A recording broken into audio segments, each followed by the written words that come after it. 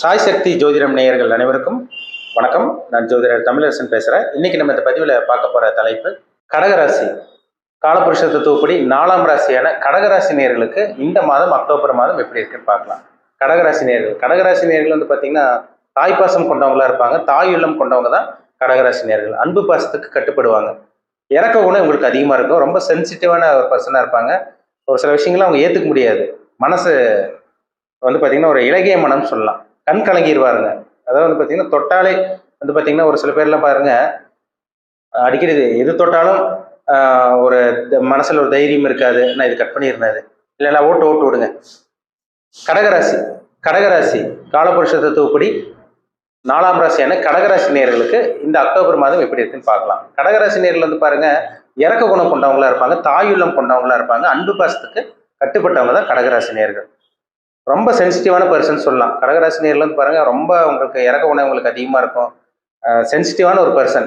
எதையும் அவங்க மனசு வந்து தாங்கிக்காது. எதையும் ஏற்றுக்கக்கூடிய மனப்பக்கம் கொண்டவங்க கிடையாது.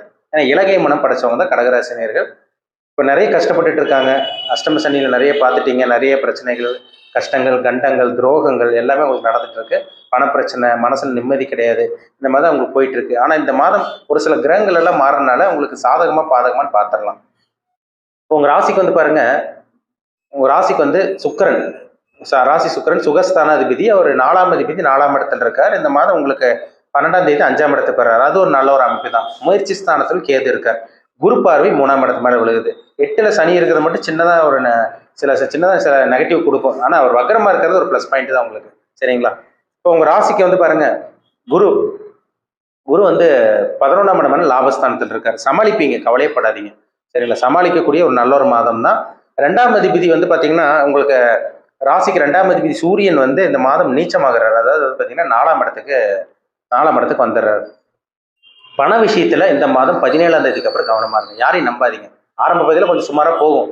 17ஆம் தேதிக்கு அப்புறம் சூரியன் உங்களுக்கு 2ஆம் அதிபதி 4ஆம் இடத்துக்கு வரனால யாரையும் நம்பாம இருக்கணும். அவசரப்பட்டு எந்த முடிவும் எடுத்துட வேண்டாம்.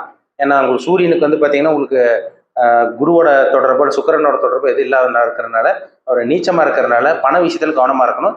குடும்ப பிரச்சனை 17ஆம் தேதிக்கு அப்புறம் ஒரு சில கடகராசினியர்களுக்கு வர்றதுக்கு வாய்ப்பு இருக்கு. யாரையும் நம்பாதீங்க. எதுலையும் முதலீடு போட்டுற வேண்டாம், ஏமாற வேண்டாம். இந்த மாதம் 17ஆம் தேதிக்கு அப்புறம் பண விஷயத்துல கவனமா இருங்க. சரிங்களா? ஆரம்ப பகுதியில் கொஞ்சம் அப்படியே ஓரளவு ஸ்மூத்தா போயிடும். சரிங்களா? பெரிய அளவுக்கு பிரச்சனையோ பாதிப்போ எந்த ஒரு கஷ்டங்கள் பிரச்சனைகள் எதுவும் வந்துடாது. ஏன்னா எல்லாத்தையும் அனுபவிச்சிட்டீங்க. எல்லா பிரச்சனையும் கடகராசினியர்கள் பார்த்துட்டீங்க. இந்த மாதம் ஓரளவு சமாளிக்கக்கூடிய மாதமா இருக்கும். 17ஆம் தேதிக்கு அப்புறம் கொஞ்சம் கவனமா இருங்க. உங்க ராசியில செவ்வாய் வர்றாரு. சரிங்களா? 20ஆம் தேதி உங்க ஜென்ம ராசிக்கு செவ்வாய் வர்றார். உஷ்ண சம்பந்தப்பட்ட பாதிப்பு வருங்க. ஒரு சில பேத்துக்கு பாருங்க 20ஆம் தேதி எல்லாம் உடம்புல உஷ்ண சம்பந்தப்பட்ட பாதிப்பு வர்றதுக்கு வாய்ப்பு இருக்கு. பெரிய அளவுக்கு ஹெல்த்ல பிரச்சனை வராது. சின்ன சின்ன பிரச்சனை வரும். பிபி, கொலஸ்ட்ரால், சுகர் இருக்கவங்க, அதே மாதிரி பார்த்தீங்கன்னா பிபி, கொலஸ்ட்ரால், சுகர் இருக்கவங்களுக்கெல்லாம் கொஞ்சம் இன்க்ரீஸ் ஆகிறதுக்கு வாய்ப்பு இருக்கு. செவ்வாய்ங்கிறது நெருப்பு கிரகம். தேவையில்லாமல் கோவப்படுறது, அவசரப்படுறது இதெல்லாமே இருக்கும். அதனால இந்த மாதம் 17 அல்லது 20ஆம் தேதிக்கு மேல கவனமா இருக்கிறது நல்லது. ஆரம்ப பகுதி ஓரளவு கொஞ்சம் ஸ்மூத்தா போயிடும். சரிங்களா? நீங்க என்ன யாரையும் நம்பாம இருங்க. அவசரப்பட்டு எந்த முடிவு எடுத்துட வேண்டாம். தொழில்களில் எதுவும் இறங்கிட வேண்டாம். வேலைக்கு ட்ரை பண்ணிட்டு இருக்கவங்க வேலைக்கு ட்ரை பண்ணுங்க. இந்த மாதம் நல்ல ஒரு வேலை கிடைக்கக்கூடிய வாய்ப்பு உங்களுக்கு இருக்கு.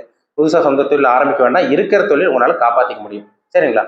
ஒரு சில பேர்த்தோட உதவி கிடைக்கிறதுக்கு வாய்ப்பு இருக்குங்க. அந்நிய நபர்களோட உதவி, சொந்தக்காரங்க தெரிஞ்சவங்க உதவி பண்ணலைன்னா கூட அடுத்தவங்களோட உதவி கிடைக்கக்கூடிய இந்த வாய்ப்பு இந்த மாதம் உங்களுக்கு இருக்கு. சரிங்களா?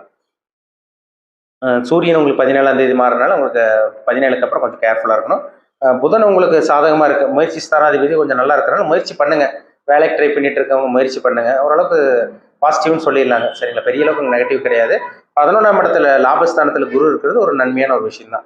எப்படியோ பணம் வரும் உங்களுக்கு. சரிங்களா? அந்த பணத்தை தக்க வைக்கிறது அது உங்கள் கையில் தான் இருக்கு. வெளியே பணத்தை கொடுத்தோ இல்லை அடுத்தவங்களுக்கு கடன் கொடுத்தோ அந்த மாதிரி ஏமாற வேண்டாம். ஏற்கனவே ஒரு சில பேர்லாம் கிரெடிட் கார்டு வாங்கி கொடுத்து உங்கள் கிரெடிட் கார்டு வச்சு அடுத்தவங்களுக்கு உதவி பண்ணி அடுத்தவங்களுக்கு கடன் வாங்கி கொடுத்து ஏமாந்துருக்கீங்க. நிறைய ஏமாந்துருக்கீங்க. கடகராசினியர்கள் நிறைய அவங்கவுங்க ஏஜுக்கு தகுந்த மாதிரி, வயதுக்கு தகுந்த மாதிரி சில விஷயங்களை அனுபவிச்சுட்டு இருக்கீங்க, ஏமாந்துட்டு இருக்கீங்க. அதனால கேர்ஃபுல்லாக இருக்கணும். சரிங்களா? வண்டி வாகனத்தில் வந்து கவனமாக போகிறது நல்லது. சரிங்களா? இரவு நேர பிரயாணங்களை முடிஞ்ச அளவுக்கு தவிர்த்துருங்க. எந்த ஒரு முதலீடு போட வேண்டாம். ஷேர் மார்க்கெட்டு, ஸ்டாக் மார்க்கெட்டு, புதுசாக சொந்த தொழில் ஆரம்பிக்கிறது அந்த பக்கமே போயிட வேண்டாம். பொறுமையாக இருங்க. மற்றபடி வெளியூர் போகிறது, வெளிநாடு போகிறது இதெல்லாமே உங்களுக்கு சாதகமாக இருக்குங்க. அதெல்லாம் உங்களுக்கு சாதகமான ஒரு மாதம் தான். சரிங்களா? பணம் வரும். அந்த பணத்தை வச்சு அளவா என்னென்ன பண்ணணுமோ அதை மட்டும் பண்ணிக்கோங்க. சரிங்களா? குடும்பத்தை காப்பாற்ற முடியும். கடன் நிறைய வச்சிருக்கீங்க பார்த்தீங்களா? அந்த மாதம் கொஞ்சம் கொஞ்சமாக கடன் கொஞ்சம் கொஞ்சமாக அடைக்க முடியும். முழுசாக கடன் அடைச்சிட முடியாது. அது அடுத்த வருஷத்துக்கு மேலே தான், மார்ச் ஏப்ரலுக்கு அப்புறம் தான் உங்கள் வாழ்க்கை மாறும். ஆனால் இந்த மாதம் ஓரளவுக்கு சமாளிக்கக்கூடிய மாதமாக இருக்கும். 17 20ஆம் தேதிக்கு அப்புறமெல்லாம் பார்த்தா 17ஆம் தேதியிலேருந்தே கொஞ்சம் கேர்ஃபுல்லாக இருக்கும். சரிங்களா? அந்த மாதம் 17ஆம் தேதியிலிருந்தே கொஞ்சம் கவனமாக இருக்கணும். ஏன்னா சூரியன் வந்து 2ஆம் அதிபதி கெட்டு போகிறார். அதே மாதிரி உங்கள் ஜென்ம ராசினு செவ்வாய் இருக்கிறது ஒரு நல்ல ஒரு அமைப்பு கிடையாது. அது மாதிரி தேவையில்லாம கோவப்படுறது, அவசரப்படுறது, எடுத்தெறிஞ்சு பேசிடுறது, அதாவது பார்த்தீங்கன்னா வார்த்தைகளில் கொஞ்சம் கவனமாக இருக்கணும். எடுத்தெறிஞ்சு பேசிட வேண்டாம், கேர்ஃபுல்லாக இருக்கணும். சரிங்களா? 17ஆம் தேதிக்கு மேலே கவனமாக இருக்கணும். எல்லா கடகராசி நேயர்களும் கவனமாக இருக்கணும். சரிங்களா? இப்போ தனிப்பட்ட ஜாதகத்தை பாருங்கள், என்ன தசாபுத்தி போகுதுன்னு பாருங்கள். அதை பார்த்தா நம்ம துல்லியமாக தெரிஞ்சுக்கலாம். உண்மையில் உங்கள் லைஃப் எப்படி இருக்கும், என்ன பண்ணலாம், என்ன பண்ணக்கூடாது, அக்யூரேட்டாக தெளிவாக பார்த்து தெரிஞ்சுக்குவோம்.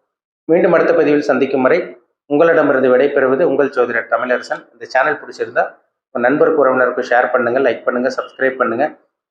பெல் பட்டனை கிளிக் பண்ணிக்கோங்க. ஆளுங்கிற ஆப்ஷன் இருக்கும், அதையும் சூஸ் பண்ணிக்கோங்க. அப்போ தான் நாங்கள் போடுற பதிவுகள் எல்லாமே உங்களை வந்து சேரும். நன்றி.